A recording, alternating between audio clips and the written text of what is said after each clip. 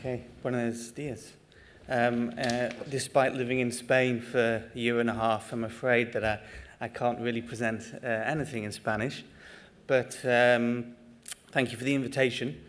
As mentioned before, I work for the Smart Specialization Platform, and you can see our logo there on the presentation. I haven't got a presentation, so this is the first innovation of today. But I want to say a few introductory words before the two speakers present their experiences of social innovation in smart specialization. So, as I said, this platform, just a little bit of background about us, was set up by DG Regional Policy, in fact, Michael Lanabas, who's just left, to help regions and member states, EU member states, develop their, it's a mouthful, but it's a research and innovation strategy for smart specialization. So we have actually members from across Europe, regions who have joined the platform. In fact, the Basque region was one of the first members to join, and they're leading region in the platform, have been involved in many of the events. You've mentioned the Basque Country being an important region in social innovation, and in the guide of social innovation, we have a guide as well, which you can see on smart specialization strategies, and it mentions the Basque Country. So it seems as if you're leaders in both social innovation and smart specialization, and a fantastic event today. So it seems you do everything well. Maybe you should even enter the World Cup. You probably win. In fact, we are supposed to be working on regional policy and linking innovation to regional policy, adopting a place-based approach to innovation policy, which is what smart specialization is all about. And the platform is actually based in Seville, in the Institute for Perspective Technological Studies of the Joint Research Centre. And coming from Andalusia to the Basque Country today, I understand why we need a place-based approach, because it seems like I've changed completely continent, never mind a region. But anyway, I want to make a few words of introductory words, as I said, and I'll be brief because I know we are time constrained. So, smart specialization has already been introduced by colleagues, so I won't spend too long. But what I would like to say is it's currently very strongly economic in its outlook, and it does overlook concepts of social innovation and social and environmental outcomes of innovation activity. And unfortunately, this privileges certain activities and undervalues others, which can form the basis for economic growth as well as provide social value. So this workshop is a great opportunity to start to address that problem. We often talk about triple helix in smart specialization, the partnership between research, business, and research enterprise and the public sector. But in fact, the new concept people talk about is the quadruple helix, because this involves society, involves civil society in this partnership.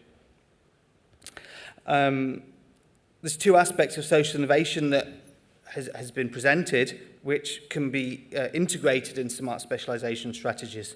This is the outcomes, which provide value to society, and we've seen many examples, and I think we'll see more.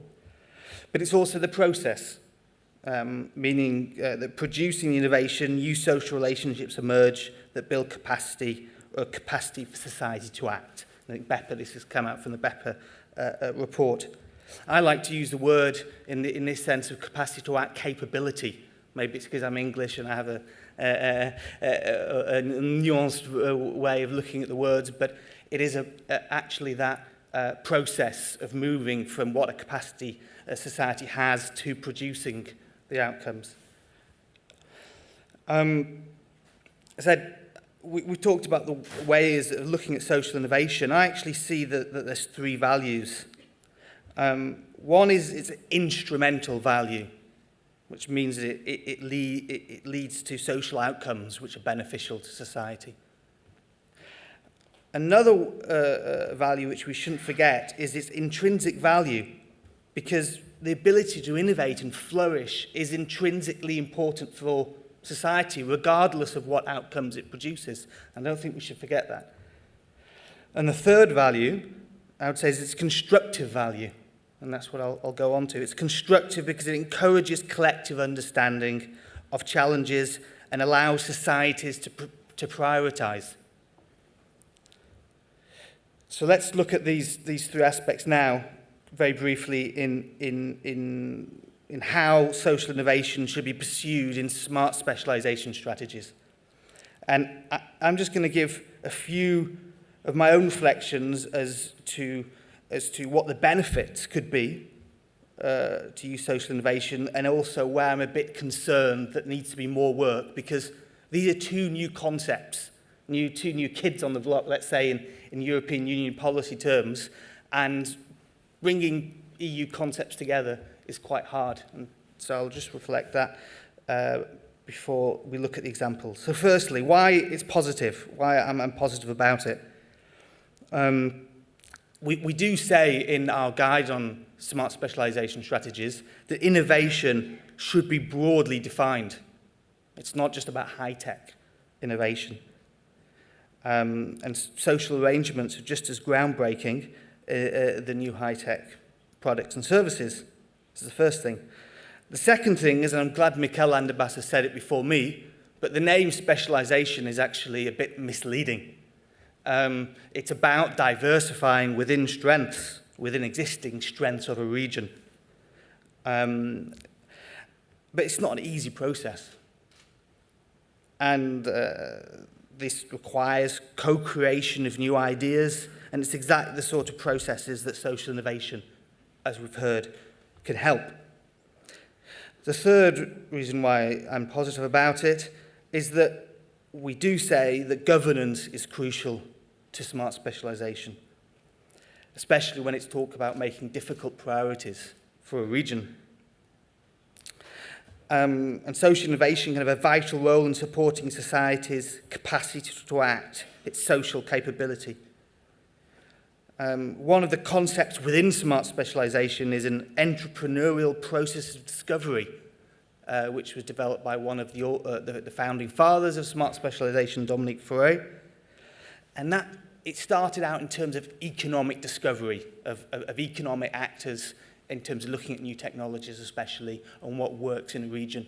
Well, this can be applied exactly in the same way to social innovation. We need to initiate a process of self-reflection within a region to find what works and what social problems need to be addressed and how they can be addressed. However, for me, as I said, I have a few concerns about social innovation. The first one, it's a very broad concept, like social capital. Some of its proponents, such as Robin Murray and Nesta, UK's Nesta organisation, has done a lot of work on this, have insisted that it remains very broad to capture its richness. However, for smart specialisation, I think we need to explore on which elements are conceptually and analytically useful for what we're doing.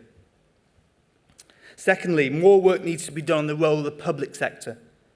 And this is vital in regions that don't have a large private sector, which is true for a lot of less developed regions. The public sector should promote growth, but also well-being. Third factor, the consumer has been analysed a lot in terms of its role in the innovation process, such as through crowdsourcing and demand-driven innovations. But less attention has been given to the citizen as an innovator, and both should be analysed through a spatial lens.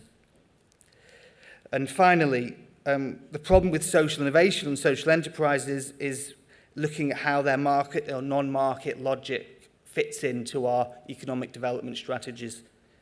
And it's still not completely clear to me. We need to look at different sources of financing that can't be accessed. And the European Investment Bank has been mentioned. It's Jasmine Fund. I think that's an extremely useful start. Anyway, they were just some introductory words because actually we're coordinating many strategies. We're not coordinating, we're coordinating a network of many regions that have strategies. And they're the people who know what's going on. So it's a pleasure for me to introduce two of those people who are involved in developing the smart specialization strategies in two different places in Europe. And who are we going to start with, Hungary or Sweden? Hungary. Okay, well, we'll start with Hungary and then we'll move a bit north to Sweden. So please, Gabor.